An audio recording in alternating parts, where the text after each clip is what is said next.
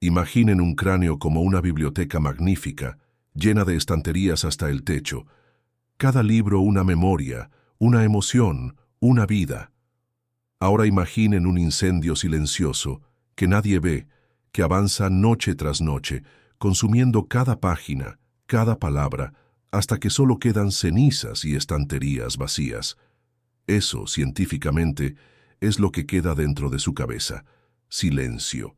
Deben aceptar que la han perdido para siempre. La voz del doctor, Heitor, tan pulcra y afilada como un bisturí de diamante, cortó el aire solemne del pasillo. No había consuelo en su tono, solo la cruda y desinfectada autopsia de una mente en vida.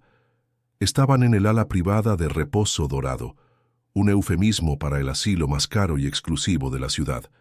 Un lugar donde el mármol de los suelos era más frío que los corazones de quienes podían pagarlo, y el olor a antiséptico luchaba constantemente por enmascarar el sutil aroma de la decadencia y la espera.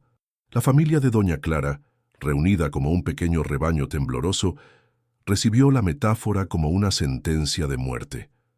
El hijo, un hombre acostumbrado a firmar cheques que movían imperios, ahora parecía un niño indefenso, incapaz de comprar un solo recuerdo de vuelta. La nieta se aferraba a su brazo, su llanto ahogado en un pañuelo de seda que no lograba contener su dolor. El doctor Heitor, una celebridad en el campo de la neurología y autor de bestsellers como El fantasma en la máquina, desmitificando el alma, se deleitaba sutilmente en estos momentos. No era sadismo, sino la confirmación de su propia visión del mundo, un universo material predecible y en última instancia cruel, gobernado por las leyes de la biología, no por los susurros de la fe. Sostenía una tableta digital cuya pantalla brillante mostraba imágenes tridimensionales del cerebro de doña Clara. Con un dedo elegante, señaló las manchas oscuras que se extendían como una plaga por los lóbulos temporales. La atrofia cortical es irreversible, como pueden apreciar aquí. Las placas de beta-amiloide y los ovillos de proteína tau han creado un cementerio neuronal. Sus sinapsis, los puentes que permitían el flujo de su conciencia, se han derrumbado. Cualquier atisbo de reconocimiento, cualquier palabra suelta que crean escuchar, no es más que un eco fantasma, un espasmo eléctrico en un sistema que colapsa. La persona que fue su madre, la mujer que horneaba pasteles y contaba cuentos, ya no está en casa. Lo que ven en esa cama es una cáscara biológica, un organismo mantenido por nuestros protocolos, nada más. Su discurso era una obra de arte de la desesperanza, diseñado para erradicar cualquier brote de fe irracional. En un rincón del pasillo, parcialmente oculto por una costosa planta ornamental, se encontraba Lucas, un niño de 8 años cuya presencia en aquel entorno de riqueza y dolor era una anomalía. Llevaba un chaleco de voluntario de un amarillo tan brillante que parecía fuera de lugar y le quedaba tan grande que las sisas le llegaban casi a la cintura. En sus manos no sostenía una tableta, sino un cuaderno de dibujo con las esquinas dobladas y un lápiz tan corto por el uso que apenas sobresalía de su puño. Su misión del día, asignada por la directora del orfanato, era simple: ofrecer un vaso de agua, una sonrisa, un momento de compañía a quienes el mundo había empezado a olvidar. Pero en ese instante, el mundo parecía haberse detenido. Observó la escena con una gravedad impropia de su edad. Vio el dolor desnudo de la familia, la arrogancia blindada del doctor, y en el centro de todo sintió la presencia silenciosa de doña Clara, sola en su habitación, como una isla en medio de un océano de olvido. Vio cómo el doctor Heitor finalizaba su presentación, cómo aceptaba las gracias de la familia con una inclinación de cabeza casi imperceptible, un gesto de un rey aceptando el tributo de sus súbditos.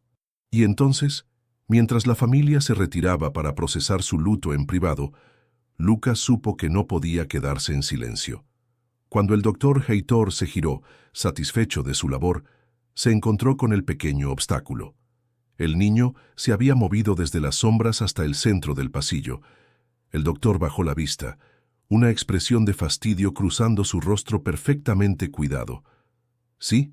¿Necesitas algo, muchacho?», Estoy bastante ocupado. La voz de Lucas, cuando finalmente habló, no fue un susurro tímido, sino una nota clara y pura en medio del murmullo de la clínica. Doctor, con todo respeto, usted está equivocado. Levantó su cuaderno de dibujo como si fuera un escudo. Mi dibujo le devolverá la memoria a la señora Clara. El aire se quedó suspendido. Una de las enfermeras que pasaba se detuvo en seco.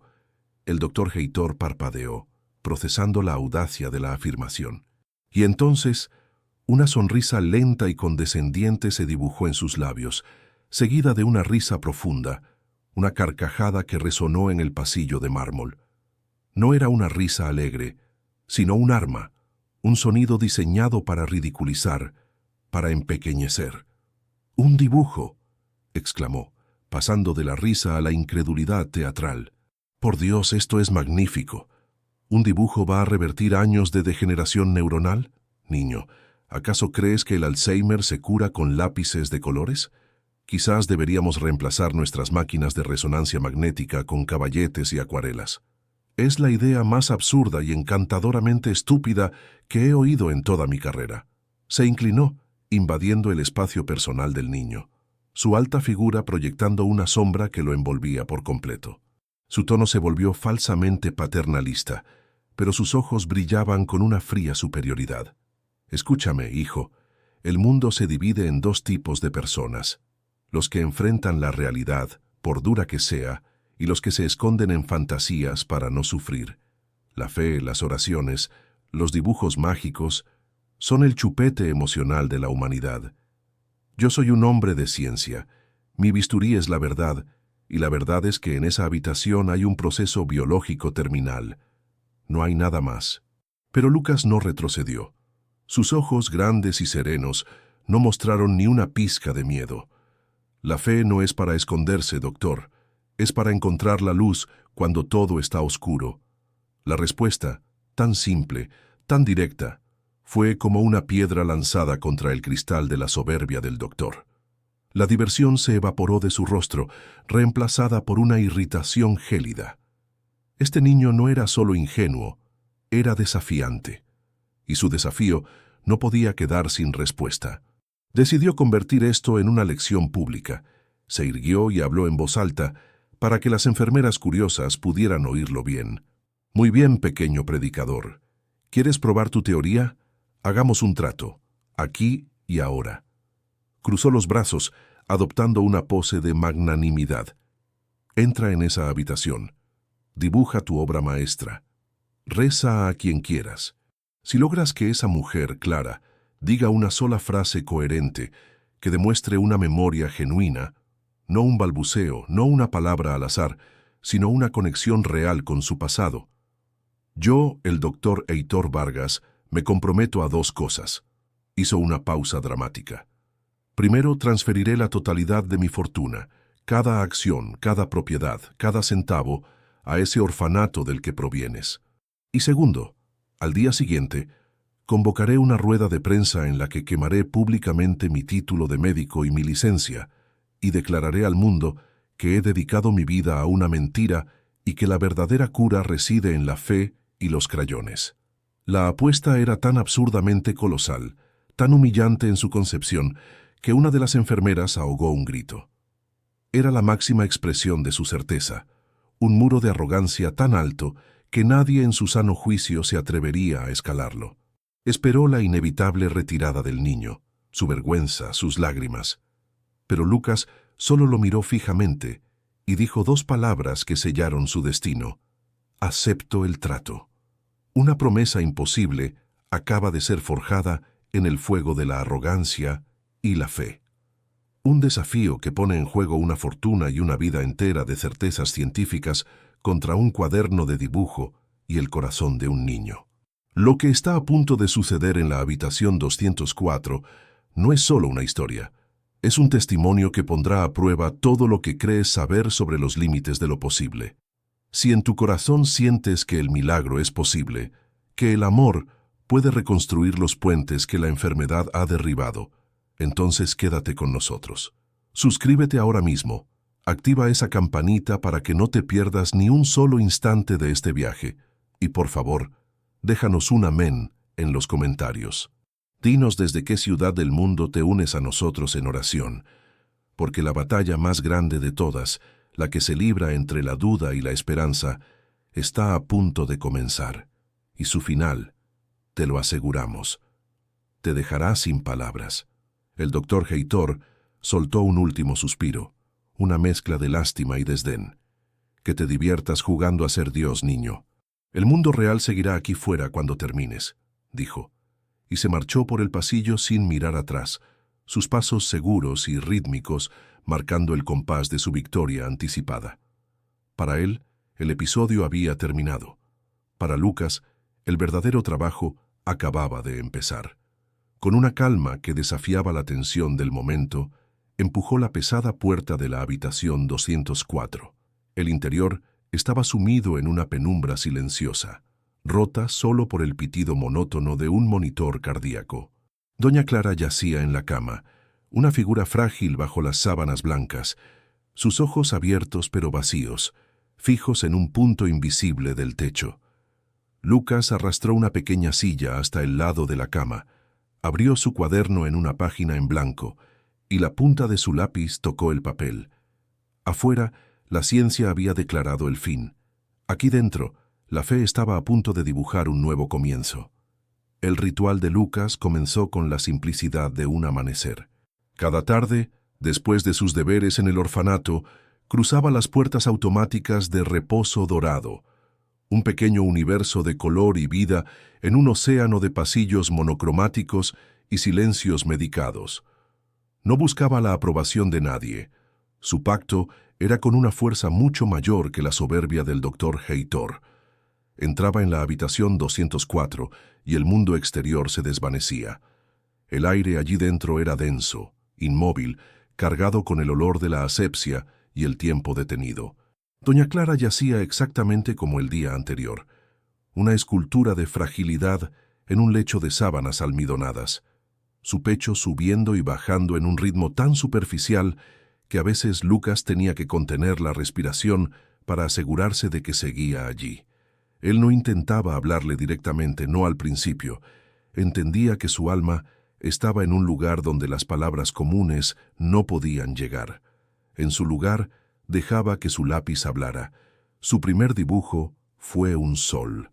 Un círculo imperfecto de grafito con rayos que se extendían hasta los bordes del papel, y en el centro, dos puntos como ojos y una curva ascendente como sonrisa. Era el tipo de sol que solo un niño puede dibujar, lleno de una calidez ingenua y poderosa. Lo dejó sobre la mesita de noche, en un ángulo para que, si por algún milagro ella giraba la cabeza, fuera lo primero que viera. Al día siguiente, el dibujo había desaparecido. Lucas no se sorprendió ni se desanimó. Sabía que la oscuridad no cede su territorio fácilmente. Ese día, dibujó un árbol, no un árbol cualquiera, sino un roble robusto, con un tronco grueso y unas raíces que se hundían profundamente en la parte inferior de la página, anclándolo a una tierra invisible. Mientras trazaba las ramas que se extendían hacia un cielo imaginario, le susurró a la anciana inmóvil: «Los árboles guardan secretos, ¿sabe? Cada anillo en su tronco es un año de vida, una historia. Nunca olvidan sus raíces».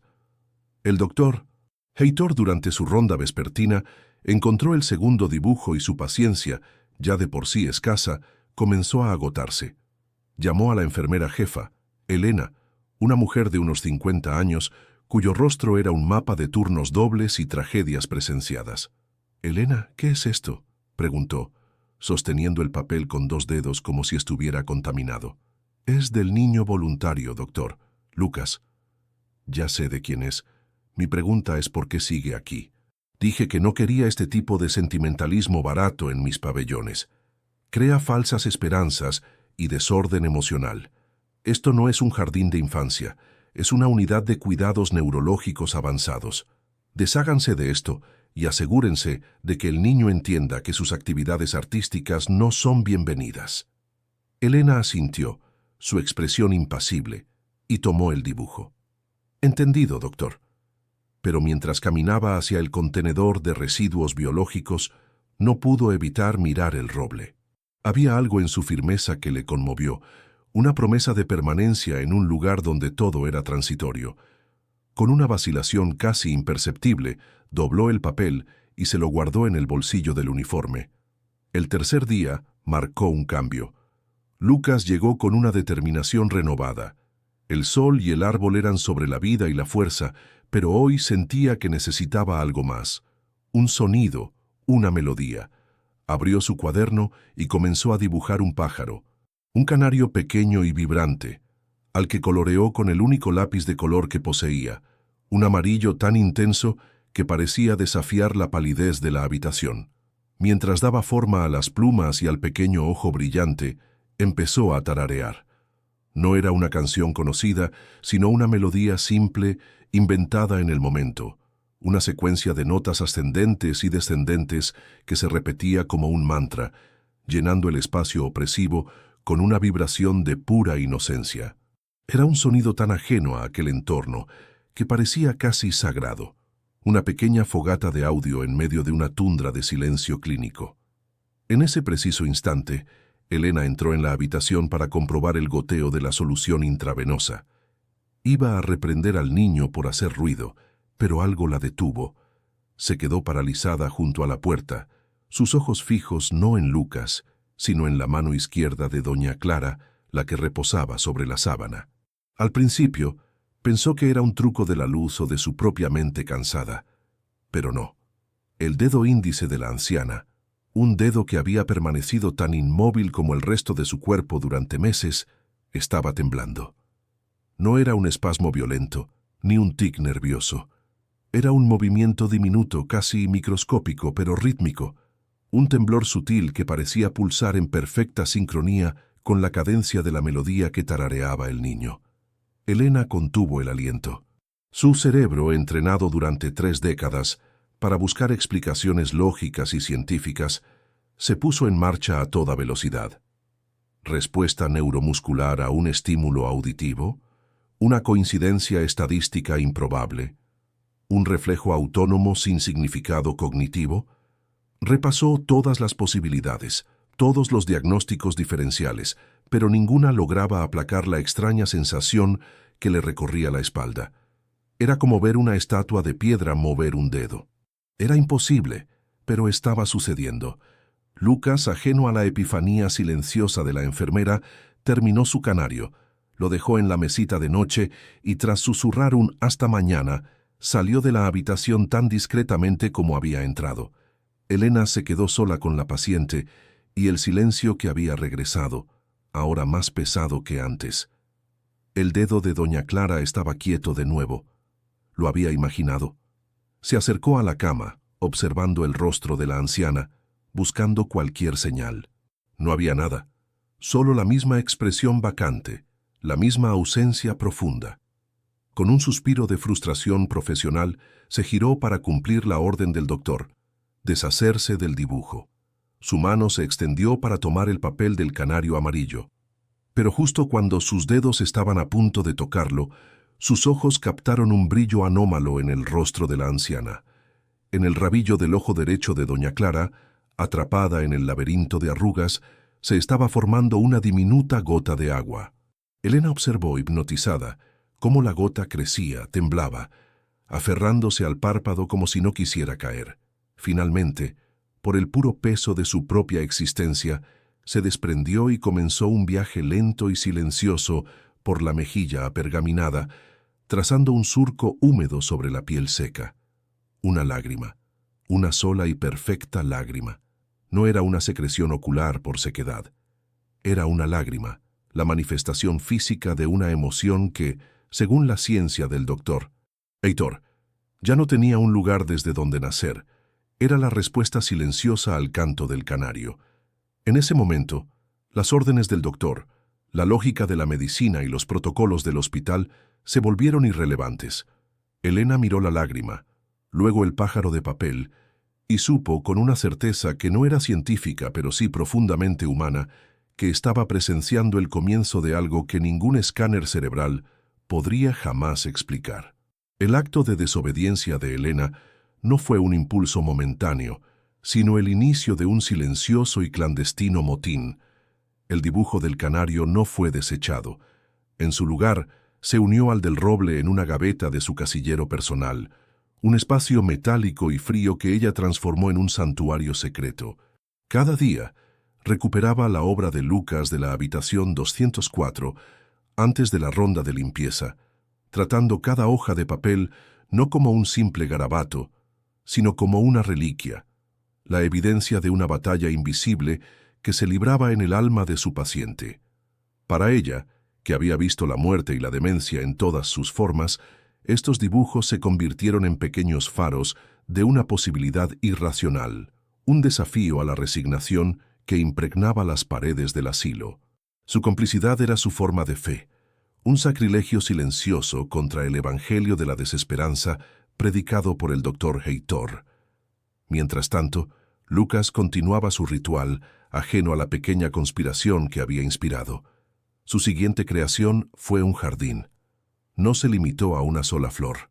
Llenó la página entera con una explosión de rosas rojas, cada una con un nivel de detalle que parecía imposible para la mano de un niño. Trazó los tallos con espinas, las hojas con sus venas, los pétalos superpuestos en un torbellino de carmesí. Mientras el grafito de su lápiz daba vida al jardín en el papel, su voz se unía al proceso, un susurro suave y constante dirigido a la figura inmóvil en la cama. Dicen que las rosas huelen más fuerte justo antes de que se marchiten, le contaba a doña Clara, como si compartiera el más íntimo de los secretos. Es como si quisieran darle al mundo toda su belleza de una sola vez. Usted tenía un jardín así, ¿verdad? Lleno de vida. Las flores no olvidan a quien las cuida. Ellas la extrañan. Esta vez, el doctor Heitor notó la persistencia. Durante su inspección, vio el nuevo dibujo en la mesita de noche. Al día siguiente, vio otro. Se dio cuenta de que sus órdenes directas estaban siendo ignoradas. Esto ya no era sobre la ingenua fantasía de un niño. Se había convertido en una afrenta a su autoridad, una minúscula pero irritante insubordinación que picaba en su orgullo profesional. Su mente, entrenada para diagnosticar y resolver, clasificó la situación no como un milagro en ciernes, sino como un problema que requería una solución definitiva. Necesitaba aplastar esa absurda burbuja de esperanza con el peso de la evidencia empírica. No bastaba con regañar a una enfermera. Debía demostrar de una vez por todas, y con datos irrefutables, que todo era una farsa. Su plan se materializó con la frialdad de un cirujano. Aquella misma tarde, bajo el pretexto de instalar un nuevo sensor de monitorización ambiental, colocó una microcámara de alta definición en la esquina superior de la habitación, oculta en la carcasa de un detector de humos. Era un dispositivo de última generación, capaz de grabar en condiciones de baja luminosidad y capturar el más mínimo sonido. Sería su ojo omnisciente, su bisturí digital para diseccionar esta charada. Quería registrar cada segundo de las visitas del niño, analizar las constantes vitales de doña Clara en tiempo real y correlacionarlas con los estímulos. Su hipótesis era clara. No encontraría absolutamente ninguna alteración neurológica significativa. Demostraría que el dedo tembloroso y la lágrima solitaria eran meras coincidencias biológicas, espasmos aleatorios de un sistema en ruinas. Con esa grabación, no solo pondría fin a la tontería del niño, sino que también tendría una justificación para dar una severa lección a su personal sobre los peligros del pensamiento mágico en un entorno clínico. Esa noche, en la soledad de su lujoso despacho en casa, con las paredes cubiertas de títulos, premios y retratos de sí mismo en conferencias internacionales, se dispuso a revisar su presa digital.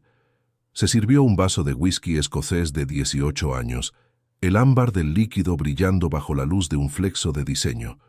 En la pantalla de su ordenador de 40 pulgadas apareció la imagen nítida de la habitación 204. Con un movimiento experto de su ratón, adelantó la grabación. Las horas se comprimieron en un borrón digital, el sol cruzando la ventana en un arco acelerado. Se detuvo en el momento en que la pequeña figura de Lucas entraba en la habitación.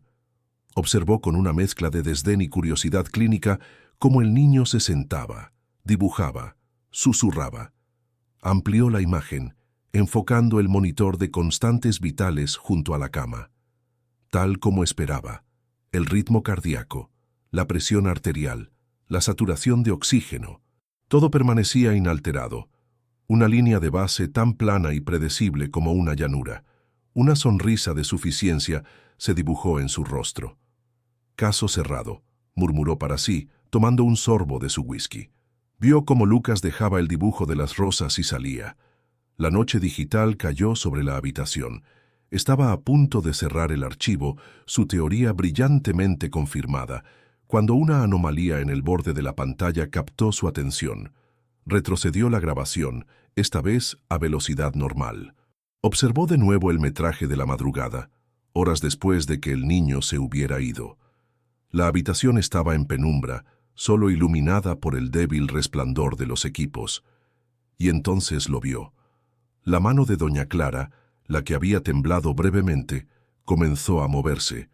No era un espasmo. Era un movimiento lento, casi imperceptible, pero lleno de una intención fantasmal. Los dedos, antes contraídos por la rigidez, se desplegaron lentamente sobre la sábana, extendiéndose como los pétalos de una flor abriéndose en la oscuridad. Se movían con una delicadeza etérea, casi coreografiada, como si estuvieran acariciando una superficie invisible. El doctor Heitor se inclinó hacia la pantalla, su corazón comenzando a latir un poco más rápido. Esto no estaba en sus libros de texto. Esto desafiaba las explicaciones fáciles. Con una mano temblorosa, conectó sus auriculares de alta fidelidad y subió el volumen al máximo, filtrando el zumbido eléctrico de fondo. El silencio era casi total. Pero entonces, a través del ruido blanco, escuchó algo. Un sonido frágil, apenas un soplo de aire, tan débil que podría haber sido una interferencia. Retrocedió y volvió a reproducirlo, aplicando un filtro de audio para aislar las frecuencias vocales. Y allí estaba, inequívoco, un susurro que se formó en labios que no habían construido una palabra con sentido en años, una sílaba, luego otra, unidas por el hilo de un recuerdo resucitado. La voz de doña Clara, quebrada y lejana como una transmisión de radio de otro tiempo, pronunció una única palabra que atravesó la armadura de escepticismo del doctor y le heló la sangre en las venas. Lo... El vaso de whisky se detuvo a medio camino de sus labios. El hielo tintineó contra el cristal, el único sonido en el despacho ahora silencioso. Su herramienta de la verdad objetiva, su cámara, acababa de mostrarle un fantasma. Un escalofrío glacial, completamente ajeno a la temperatura de la habitación, le recorrió la espina dorsal. La ciencia le había proporcionado la pregunta, pero por primera vez en su vida no tenía ni la más remota idea de cuál era la respuesta. La noche se había convertido en un adversario para el doctor Heitor.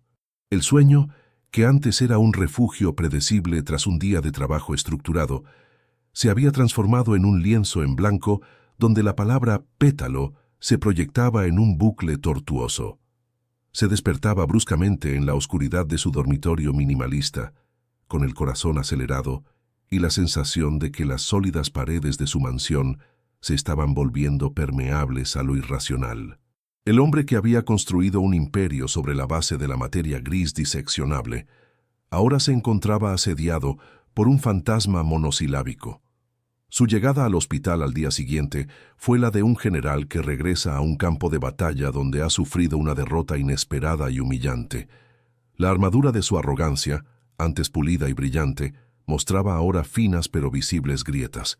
El personal, dotado de un sexto sentido para percibir los cambios en la jerarquía, lo notó de inmediato. Sus órdenes ya no resonaban con la autoridad de un trueno, sino con la vacilación de una pregunta. Su andar, normalmente enérgico y decidido, se había vuelto más lento, más cauteloso, como si el suelo de mármol que tan bien conocía pudiera abrirse bajo sus pies en cualquier momento. Su relación con la presencia de Lucas se había invertido por completo. El niño ya no era el objeto de su desdén, sino el epicentro de un enigma que había secuestrado su intelecto.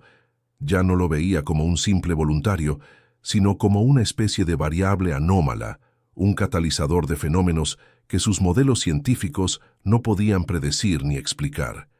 Se encontró a sí mismo observándolo, no de manera directa y confrontacional, sino con la astucia de un zoólogo estudiando una especie desconocida. Se escondía en el umbral de las puertas, fingía interés en los gráficos de un paciente cercano, todo para poder observar sin ser observado. Estudiaba la postura del niño, la forma en que sostenía el lápiz, la cadencia de sus susurros, buscando un truco, un método, una clave oculta que pudiera desmontar el misterio y devolverlo al territorio seguro de lo conocido. Esta transformación no pasó desapercibida. La atmósfera en el ala de cuidados intensivos, normalmente cargada de una tensión profesional y estéril, empezó a vibrar con una corriente subterránea de expectación y asombro. Las conversaciones en voz baja en la estación de enfermería ya no giraban en torno a los resultados de laboratorio o los turnos de vacaciones, sino sobre el niño de la habitación 204. Se convirtió en una leyenda en tiempo real, un mito hospitalario que crecía con cada nuevo dibujo.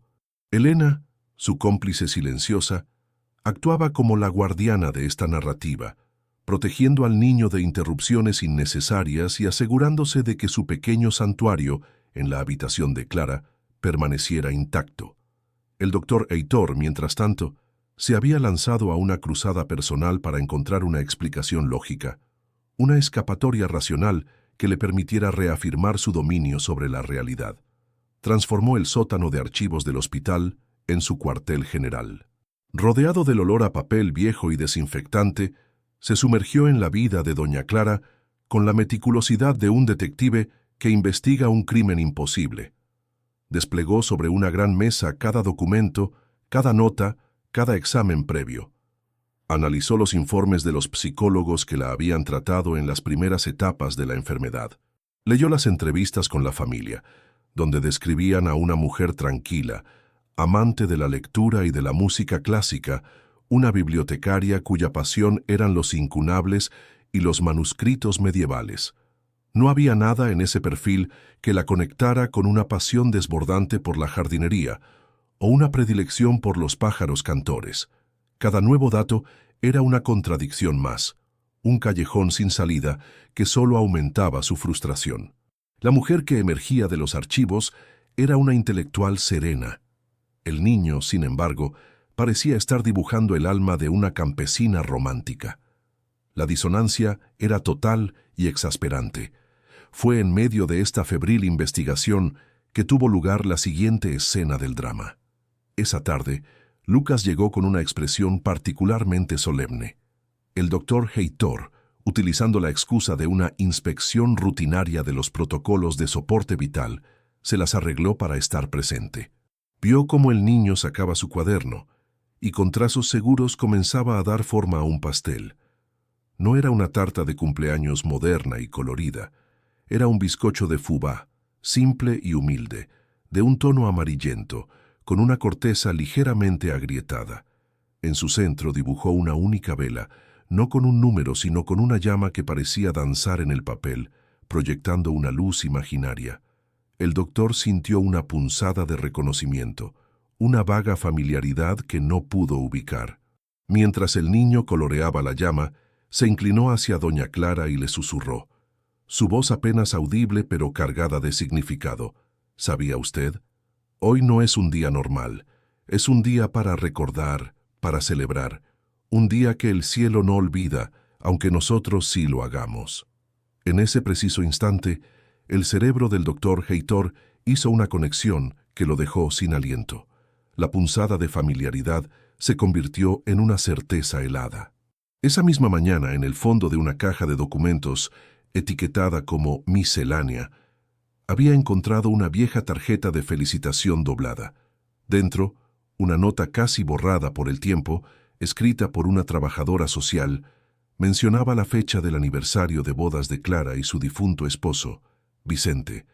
La fecha era hoy. Un sudor frío comenzó a perlar la frente del doctor.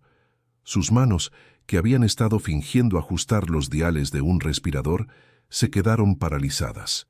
El mundo pareció reducirse al espacio de esa habitación, al niño con su dibujo y a la pregunta que gritaba en su mente: ¿cómo? ¿Cómo era posible? No era información que estuviera en el historial médico principal. Era un dato oscuro, enterrado, olvidado. La familia no lo había mencionado en años. Él mismo lo había descubierto por pura casualidad, en una búsqueda casi paranoica. Y ahora este niño, este huérfano que no tenía ninguna conexión con la familia, estaba actuando como el heraldo de ese recuerdo perdido. Observó, con una mezcla de pavor y fascinación, cómo Lucas terminaba su obra y la colocaba en la mesita de noche. El silencio que siguió fue denso, pesado, cargado de una electricidad palpable. El doctor contuvo la respiración, sus sentidos agudizados al máximo. Esperaba algo, cualquier cosa, y lo obtuvo. No fue un movimiento, fue un sonido, más fuerte que el susurro de pétalo, más formado, una voz que parecía venir de las profundidades de la tierra, un esfuerzo titánico de la voluntad contra la decadencia de la carne. La boca de doña Clara se movió, sus labios secos se separaron, y una palabra, un nombre, emergió de las ruinas de su mente: Vicente, el nombre de su marido. No fue un murmullo, fue una declaración, una afirmación de la memoria contra el olvido. El impacto de esa palabra en el doctor Heitor fue físico. Sintió como si le hubieran golpeado en el estómago, sacándole todo el aire. El mundo a su alrededor se volvió borroso por un segundo. El pitido rítmico del monitor cardíaco de repente sonaba como el tic-tac de una bomba a punto de estallar. Se aferró a la máquina para no perder el equilibrio. La lógica, la razón, el escepticismo, todo su arsenal intelectual era inútil contra esto. Era como intentar detener un tsunami con un paraguas. El niño había hecho más en unos días con un lápiz y susurros que él en años con la más avanzada tecnología médica. La pregunta en su mente cambió. Ya no era cómo lo sabía el niño. La pregunta que ahora lo aterrorizaba era: ¿qué era el niño? No era un simple voluntario. Era un mensajero, un conducto de algo que su ciencia no solo no podía explicar, sino cuya existencia misma negaba. Y ese algo estaba ahora mismo en esa habitación, mirando a través de los ojos serenos de un niño de 8 años. El nombre Vicente actuó como el epicentro de un terremoto personal para el doctor Heitor.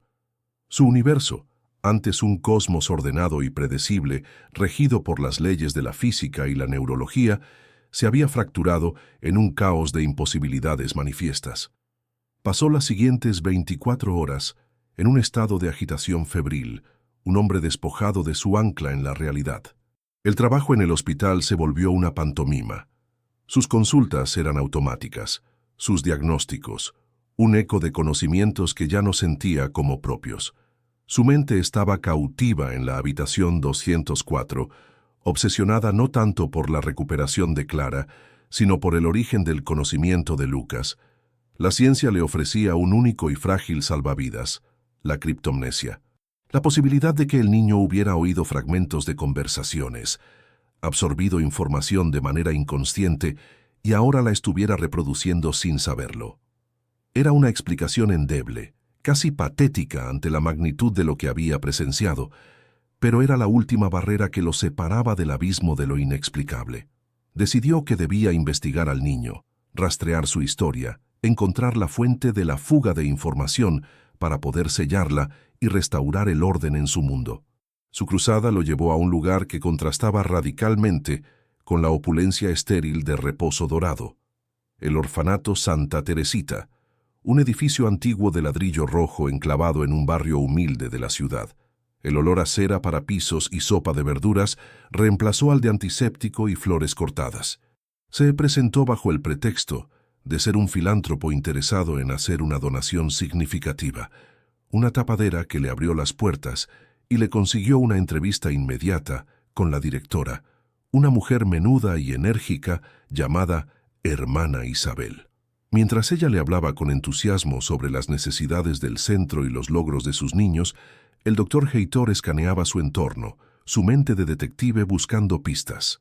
La oficina de la directora estaba decorada con decenas de dibujos infantiles, un tapiz de colores vibrantes que cubría las paredes agrietadas. Su corazón dio un vuelco. Era una galería de soles sonrientes, árboles robustos y pájaros de colores imposibles. Sin embargo, su mirada no era la de un apreciador de arte infantil, sino la de un forense buscando una huella dactilar.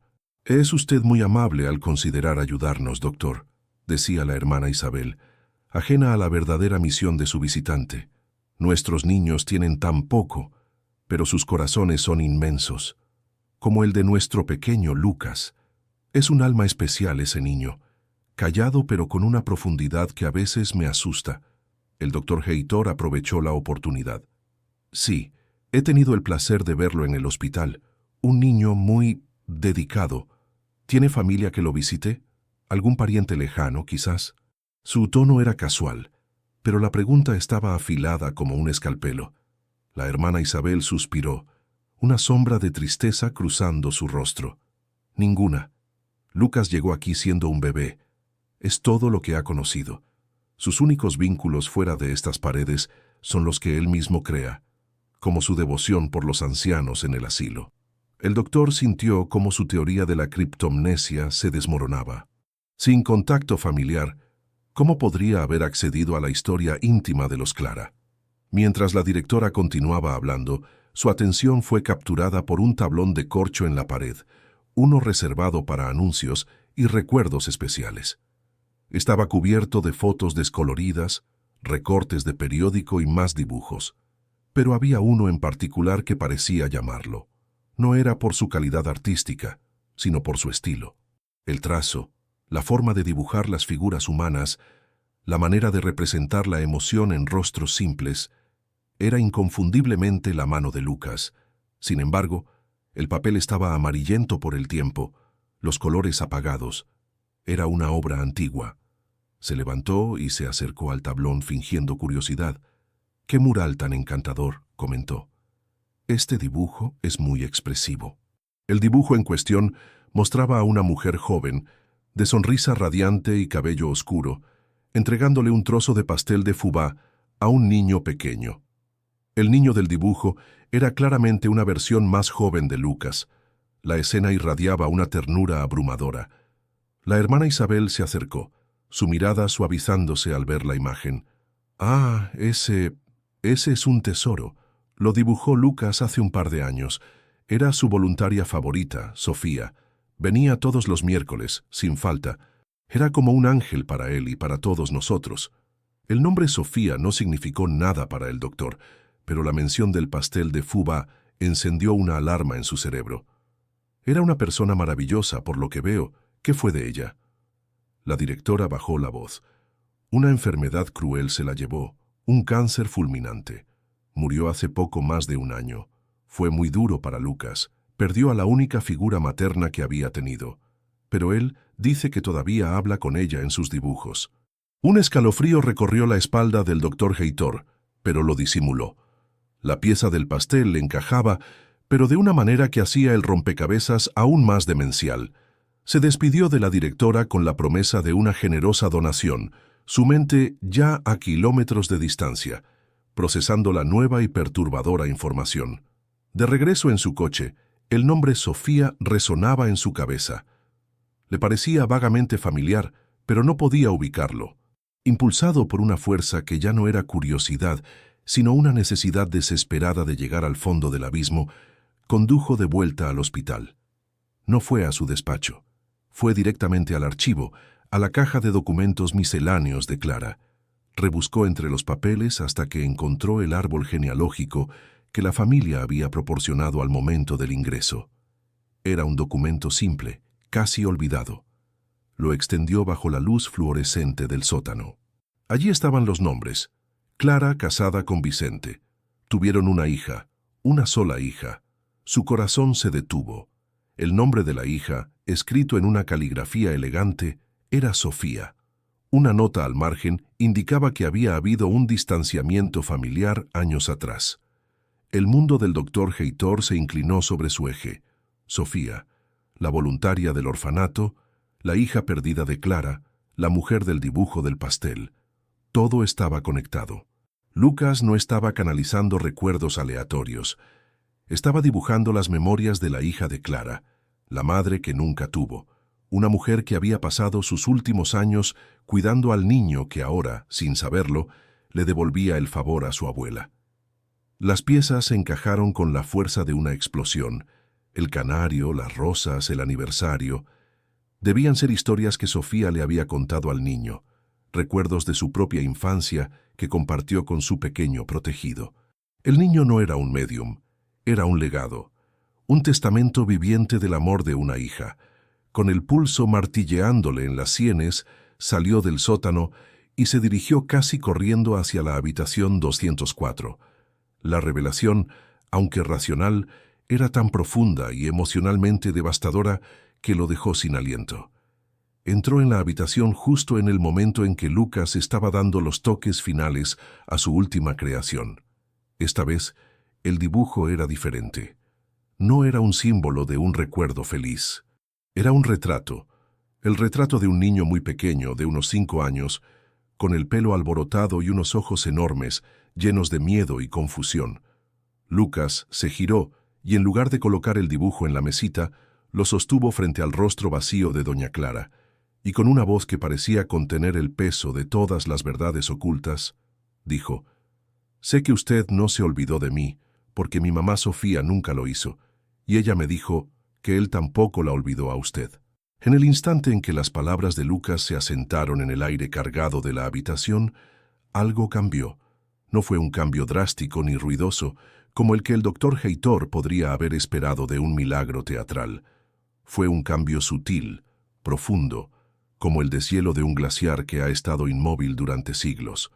La vacuidad en los ojos de doña Clara, esa insondable ausencia que había sido su rasgo definitorio durante años, comenzó a disiparse. Fue como observar el amanecer a través de una niebla espesa. Primero, un atisbo de luz, luego una lenta recesión de las sombras y finalmente la emergencia de un paisaje reconocible. Un destello de conciencia, frágil pero innegable, parpadeó en las profundidades de sus pupilas. Su mirada, que durante tanto tiempo había estado anclada en la nada, comenzó a moverse, a explorar. Pasó por encima de la figura del pequeño Lucas, del dibujo que sostenía, de la enfermera Elena que había entrado sigilosamente, atraída por la intensidad del momento. Sus ojos, ahora instrumentos de una mente que despertaba, barrieron la habitación con una lentitud agónica, como si estuvieran reaprendiendo el acto de ver, hasta que finalmente encontraron y se fijaron en la figura paralizada en el umbral. Se posaron sobre el doctor Heitor. El tiempo pareció estirarse, volverse denso como la miel. Para el doctor, cada segundo era una eternidad. Bajo la incisiva mirada de la anciana, su identidad como científico eminente, como autoridad inexpugnable, se desintegró por completo.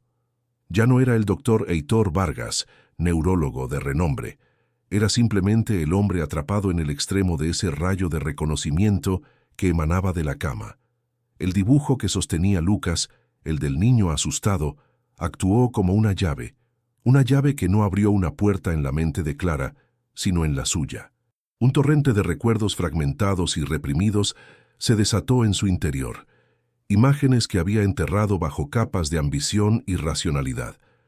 Se vio a sí mismo, con 5 años, en el jardín de una casa que no recordaba, escondido detrás de un rosal mientras escuchaba los gritos de su madre, Sofía, y su abuela Clara.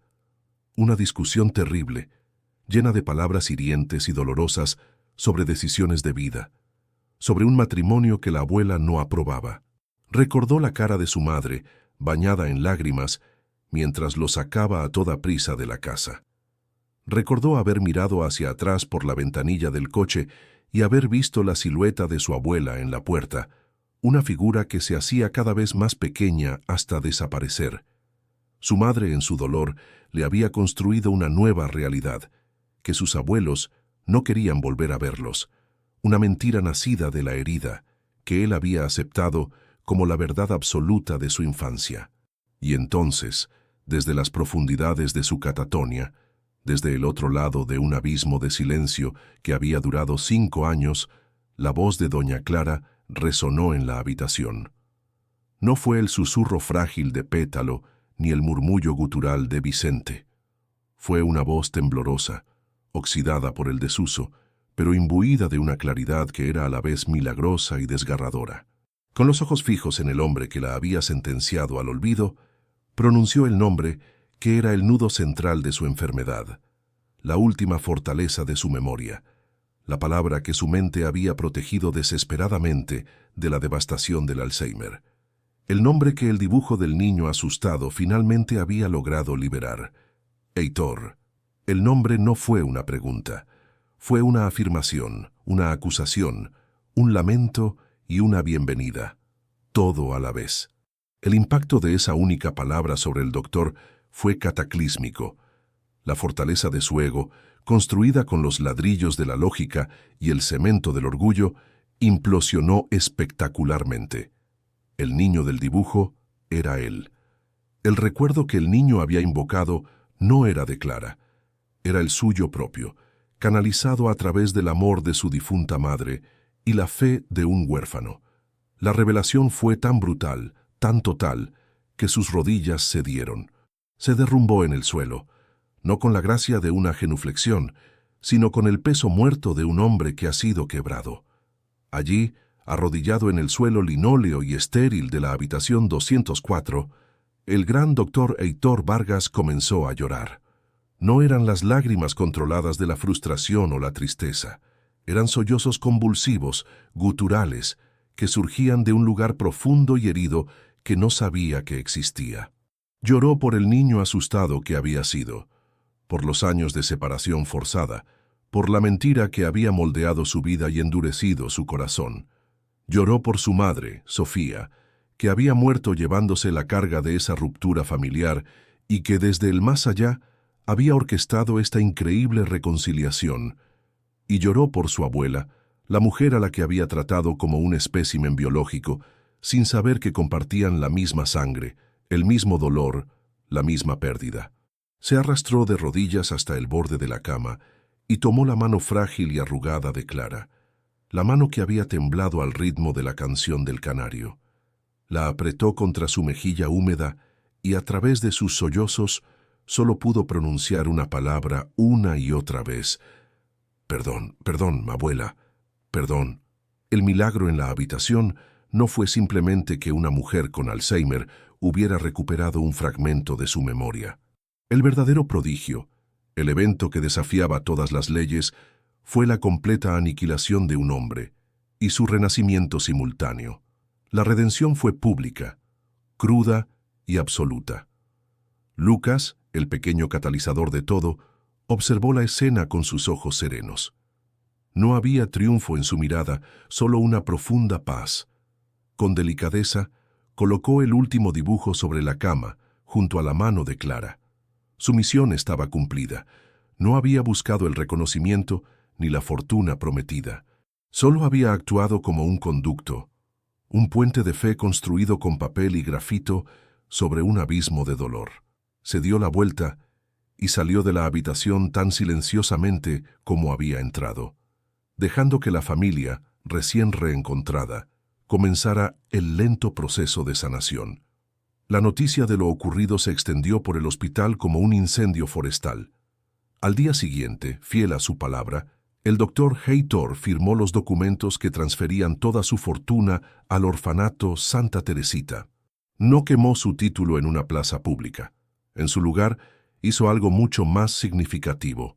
Colgó su bata blanca y dedicó el resto de su vida a crear una fundación en honor a su madre, Sofía. Una organización dedicada a unir la ciencia neurológica con el cuidado compasivo y espiritual, asegurándose de que ningún médico volviera a ver jamás un cerebro sin recordar que dentro de él habita un alma. La historia terminó, pero su eco resonó mucho más allá. Se convirtió en una parábola moderna, susurrada en los pasillos de los hospitales y contada en los hogares de los desesperados. Una poderosa afirmación de que la fe no es la negación de la realidad, sino la llave que abre puertas que la lógica considera selladas para siempre, y de que el verdadero conocimiento no reside en diseccionar el cerebro, sino en tener la humildad de escuchar los susurros del corazón.